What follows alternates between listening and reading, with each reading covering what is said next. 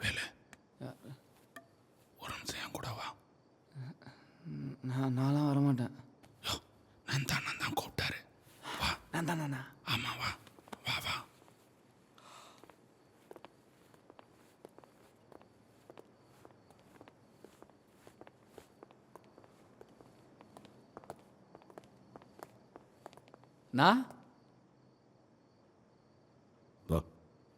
நீ இல்லாமல் நம்ம பிளாக்கே ஒரு மாதிரியா இருக்குதுண்ணா.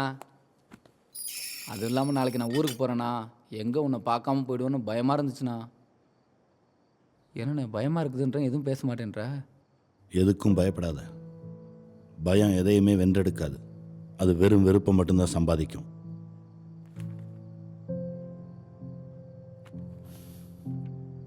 இது ஒரு அரசியல் உலகம். இந்த உலகத்தில் பாவம் பசிக்கு உணவுக்காகவும் தண்ணிக்காகவும் காட்டை விட்டு வெளியில் வர யானையும் புலியும் அட்டகாசம் பண்ணுதுன்னு தான் எழுதுறாங்க.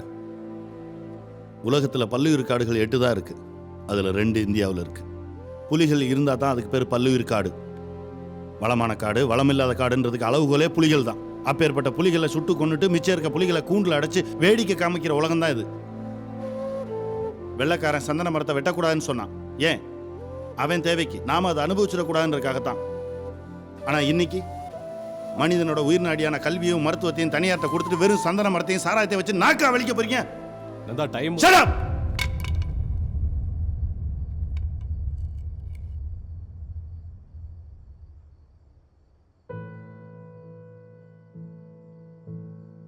வீட்டு வாசல்ல இருக்கிற புங்க மரத்தையும் வேப்ப மரத்தையும் வெட்டி எரிஞ்சிட்டு கேவலம் அழகுக்காக ரோஜா செடி வளர்க்குற சமூகம் தான் இது. ஒரு செடியை பிடுங்கி எரியிறதும் கருவில் இருக்க குழந்தைய கசக்கி கொல்றதும் ஒன்றுன்னு தமிழ் இலக்கியம் சொல்லுது. இதை யாருமே படிக்கலையா? இங்க இருக்க எல்லாருக்குமே ஒரு வாழ்க்கை இருக்கு. எவனும் எதுக்காகவும் வரமாட்டான். நம்மளை நாம தான் காப்பாத்திக்கணும். உன் காட்டை நீ தான் காப்பாற்றணும். காடை வெட்டுறவனை கண்டுக்காம விடுறதும் உன் காட்டை நீயே அழிக்கிறதும் ஒண்ணுதான். உன் காட்டுல இருக்க ஒவ்வொரு மரமும் உன் மூதாதையரோட ஆன்மா. அந்த ஆன்மா வெட்டுறவனை நீ வெட்டு. நந்தா, டைம் ஆயிடுச்சு, புரிஞ்சுக்குங்க.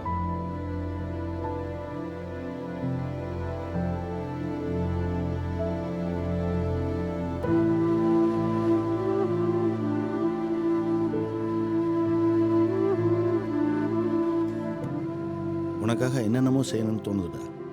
ஆனா இந்த அண்ணனால முடிஞ்சது தான். அண்ணா உன் ட்ரெஸ் மாதிரியே இருக்குதுண்ணா. வாழ்க்கையில் ஒரு தடவை ஏமாறலாம்.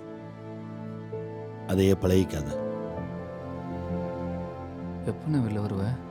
இந்த உலகத்தில் 2 பேர் தான் வாழ முடியும். உன்னை ஏமாத்துறவன், இன்னொன்று ஏமாந்தே பழகி போனவன். என்னால் ஏமாற்றவும் முடியாது, ஏமாறவும் முடியாது.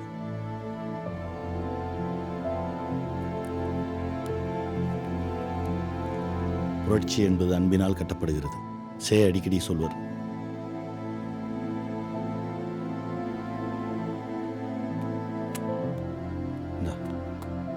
வச்சுக்கோ.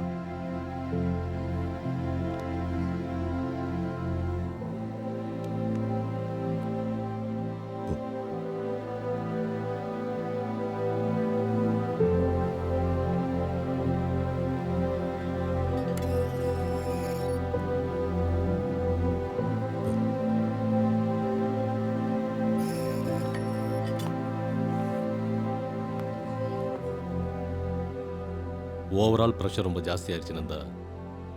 நேற்று நீங்கள் கொடுத்த மரியாதையிலே தெரிஞ்சது. எங்களுக்கு ஒரு வழியும் தெரியல.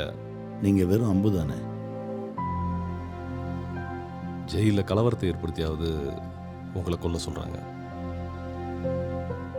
அப்படி கலவரத்தை ஏற்படுத்தினா உங்களோட சேர்ந்து இன்னும் 2-3 உயிர் சேர்ந்து போயிடுமே.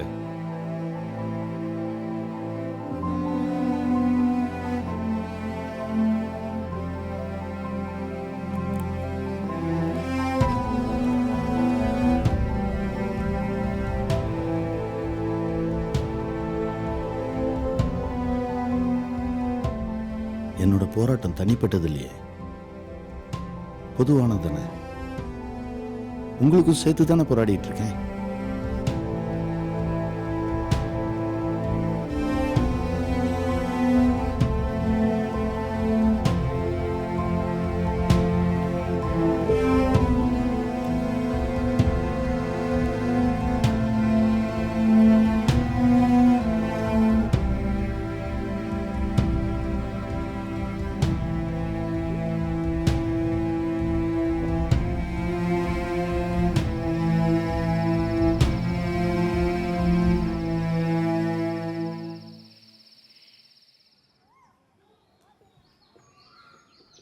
இங்க பாருங்க, கலெக்டருக்கு ஒரு மனு எழுதியிருக்கேன்.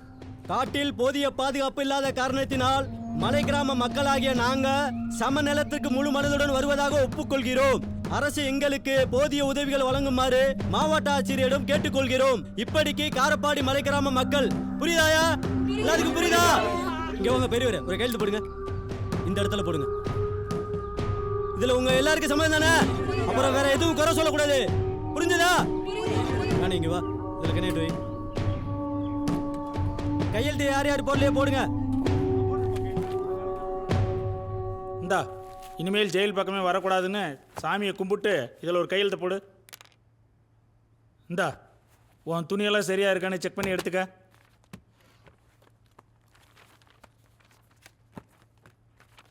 யோ வேலு, துணியை எடுத்துட்டு போயா.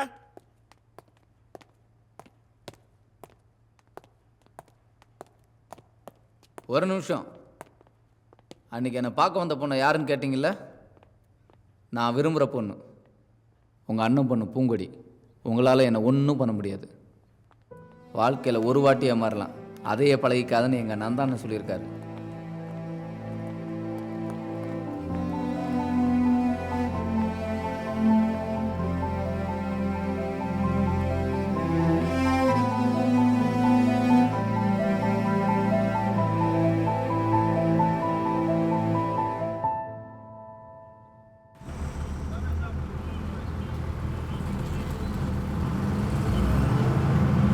வாடா வேலை இப்படி ஏண்டா, ரெண்டு வீட்டு ஓலையை பிச்சாரத்துக்கு இம்மா நேரமா? நான் வந்து ரொம்ப போடா. நேரம் ஆச்சு. எங்கடா போயிட்டீங்க? ஒரு முறை கூட வந்து பார்க்க முடியல. ஏப்பா கிழக்க பார்த்து நில்லுப்பா. ஏண்டா, எவனும் காட்டுக்கு போகிறது இல்லையாடா? காலங்காலமாக நம்பி இருந்த காட்டை எவனோ போகக்கூடாது தடை போட்டா போகாமல் இருக்கிற தப்புடா. நாளைக்கு நாமெல்லாம் காட்டுக்கு போகிறோம், எவன் தடுக்கிறான்னு பார்க்கலாம். துப்பு.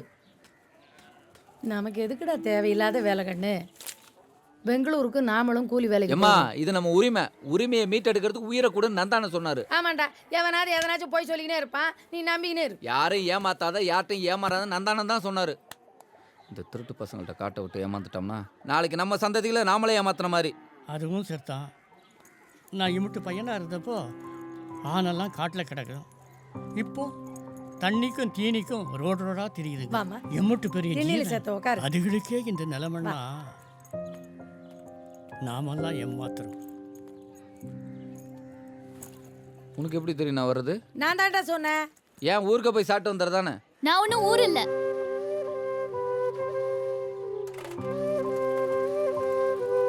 பூங்குடி, நேரமாச்சு, வா உங்க வீட்டில் விட்டு வரேன். நான் வீட்டுக்கு போக மாட்டேன். இனிமே இங்கே தான் இருப்பேன். போக மாட்டியா? ஏன்? ஜெயிலில் சித்தப்பா கிட்ட சவடால் விட்டு வந்துட்டேன். பிரச்சனையாச்சு. திரும்பி போனா வேற யாருக்காவது கட்டி வச்சிருவாங்க. படிப்பு? எப்ப பாரு படிப்பு படிப்புன்ற. இத்தனை நாள் லவ் பண்றப்ப தெரியலையா நான் படிக்கிறேன்னு? நான் உனக்கு பாரம் நினைச்சா சொல்லு, இப்பவே போறேன். அடே வேலு, ஏமா அவன் கிடக்குறாமா, நீ உட்காரு. பள்ளிக்கூடம் அவ்வளோதானா? நான் பள்ளிக்கூடம் போறேன், ஆனா இங்க இருந்து தான் போவேன். விட்றா வேலு, அந்த பொண்ணு உன்னை நம்பி வந்துட்டா. போன்னு விரட்டிகிட்டே இருக்கிறிய.